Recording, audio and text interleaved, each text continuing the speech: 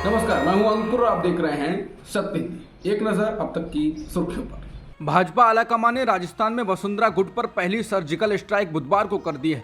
Party ने बुधवार को मेघवाल बनाम मेघवाल बवाल को खत्म करने के लिए तेजी से कदम उठाया। उसने विधानसभा चुनाव से ठीक पहले बुजुर्ग विधायक कैलाश मेघवाल को निलंबित कर दिया। उनका मामला भाजपा की अनुशासित समिति को भेजा गया है।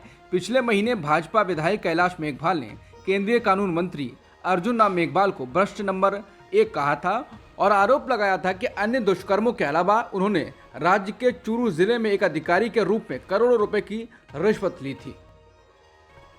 कैलाश मेघवाल ने इसके बाद कहा कि भाजपा में ऊपर से नीचे तक विभाजन है। वसुंधरा के लोगों को चुन चुन कर खत्म किया जा रहा है। वहीं भाजपा नेता कैलाश मेघवाल ने संकेत दिया है कि वो अगला चुनाव अपने दम पर लड़ेंगे, यानी वो निर्दलीय चुनाव लड़ेंगे। उनकी इस घोषणा को वसुंधरा की ही रणनीति माना जा रहा है। राजस्थान के जानकार बताते हैं कि अगर वसुंधरा समर्थकों को टिकट नहीं मिला तो वह ऐसे समर्थकों को बतौर निर्दलीय उम्मीदवार उतारकर भाजपा का खेल बिगाड़ सकती हैं। कैलाश मेघवाल केंद्रीय राज्य मंत्री रह चुके हैं, भाजपा के राष्ट्रीय उपाध्यक्ष और 6 बार विधायक रह चुके हैं। सरकार में संसद के विशेष सत्र से एक दिन पहले सोमवार को सर्वदलीय बैठक बुलाई गई है। सर्वदलीय बैठक में विशेष सत्र के एजेंडे पर चर्चा होने की संभावना है। हालांकि केंद्र सरकार अपने रुख पर अड़ी हुई है। उसने ना तो संसद सत्र का एजेंडा बताया है और ना ही सोमवार को बुलाई गई सर्वदलीय बैठक का एजेंडा बताया है। सूत्रों ने कहा है कि विशेष सत्र संसद की पुरानी बिल्डिंग में शुरू होना है और 19 सितंबर को नए भवन में चलेगा। एजेंडा साफ नहीं होने के कारण विपक्षी नेता इसकी लगातार आलोचना कर रहे हैं। शिवसेना उद्धव ठाकरे गुट के नेता संजय राउत ने बताया है कि इंडिया गठबंधन की कोऑर्डिनेशन कमेटी की आज यानी बुधवार को हो रही बैठक में तृणमूल कांग्रेस के नेता अभिषेक बनर्जी हिस्सा नहीं लेंगे, लेकिन मीटिंग में उनकी कुर्सी खाली रखी जाएगी। उन्होंने बताया कि शरद पवार साहब के घर में मीटिंग होगी। इंडिया की मुंबई की मीटिंग जो एजेंडा तय किया है उस पर चर्चा होगी। उन्होंने कहा कि सब लोग वहां होंगे, सिर्फ टीएमसी नहीं होगी। संजय राउत ने कहा कि टीएमसी के नेता अभिषेक बनर्जी इस कमेटी के सदस्य हैं। अभी हमारी उनके नेताओं से बात हुई, लेकिन वो नहीं आ सकते हैं। संजय राउत ने आरोप लगाया, ईडी नहीं चाहती, बीजेपी नहीं चाहती, केंद्र सरकार नहीं चाहती कि अभिषेक बनर्जी दिल्ली में पहुंचें और इंडिया के कोऑर्डिनेशन कमेटी की बैठक में हिस्सा लें। सुधीर चौधरी पर बेंगलुरु पुलिस के द्वारा एफआईआर दर्ज करने के बाद सुधीर चौधरी ने कहा है कि कर्नाटक में कांग्रेस सरकार द्वारा मेरे खिलाफ एफआईआर की जानकारी मिली। सवाल का जवाब एफआईआर, वो भी गैर जमानती धाराओं के साथ, यानी गिरफ्तारी की पूरी तैयारी। मेरा सवाल ये था कि स्वावलंबी सारथी योजना में हिंदू समुदाय शामिल क्यों नहीं है। उन्होंने कहा कि इस लड़ाई के लिए भी मैं तैयार हूँ। हालांकि इसके बाद प्रियंक खड़गे ने कहा है कि बोया पेड़ बबूल का तो आम कहां से होए।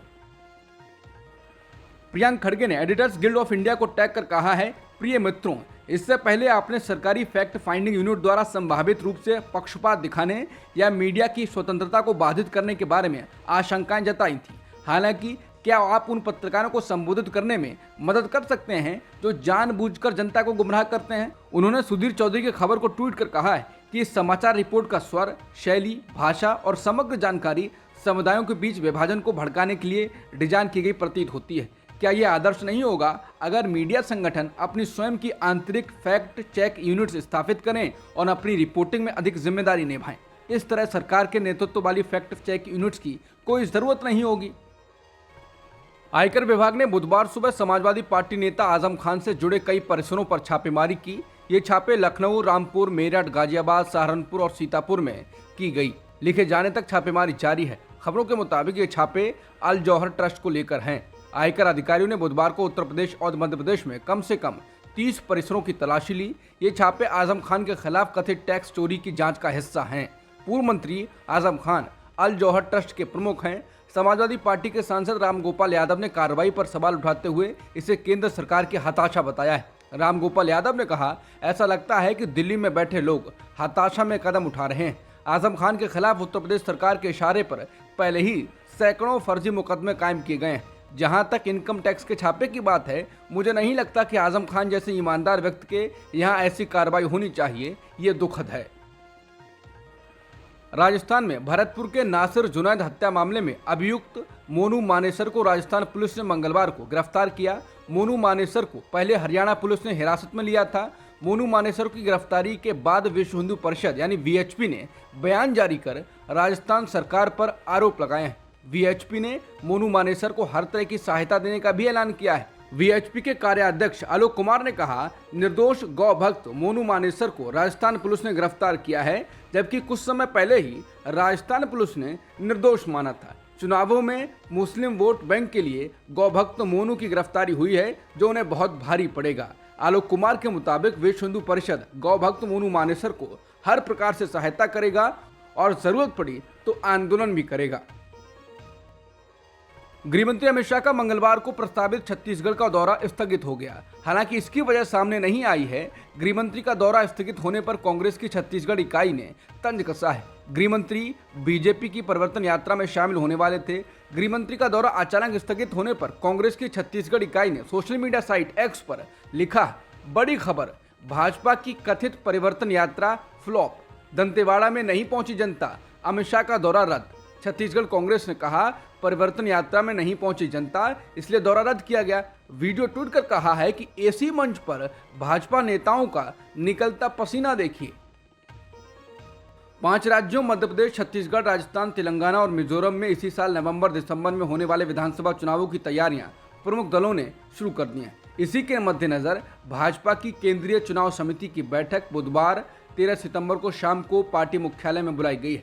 इस बैठक में पार्टी की रणनीति और उम्मीदवारों के नामों पर विचार हो सकता है। हालांकि यह बैठक केंद्रीय चुनाव समिति की है, लेकिन भाजपा में हर चुनाव को लेकर सब कुछ पीएम मोदी और अमित शाह ही तय करते हैं। यहां तक राज्यों को चुनाव पीएम मोदी के नाम पर लड़े जा रहे हैं। अभी भी यूपी के घोषित चुनाव में भाजपा ने पीएम मोदी के नाम पर वोट मांगे थे। आंध्र प्रदेश के पूर्व मुख्यमंत्री और टीडीपी नेता चंद्रबाबू नायडू करोड़ों रुपए के कौशल विकास निगम के कथित घोटाले से संबंधित मामले में जेल में बंद हैं। वो फिलहाल 14 दिनों की न्यायिक हिरासत में हैं।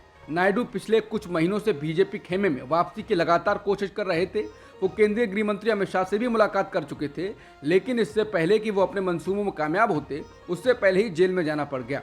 हालांकि इस विषय पर अभी तक बीजेपी चुप है, लेकिन विपक्षी गठबंधन इंडिया के घटक दलों के 3 बड़े नेता चंद्रबाबू नायडू के समर्थन में उतर आए हैं। पश्चिम बंगाल के मुख्यमंत्री और टीएमसी के अध्यक्ष ममता बनर्जी, यूपी के पूर्व मुख्यमंत्री और सपा प्रमुख अखिलेश यादव और जम्मू कश्मीर के पूर्व मुख्यमंत्री और नेशनल कॉन्फ्रेंस के नेता फारूक अब्दुल्ला ने भी चंद्रबाबू नायडू की गिरफ्तारी की निंदा की है। अब तक की खबरों में इतना ही। बाकी खबरों के लिए बने रहिए सत्यहिंदी.com के साथ।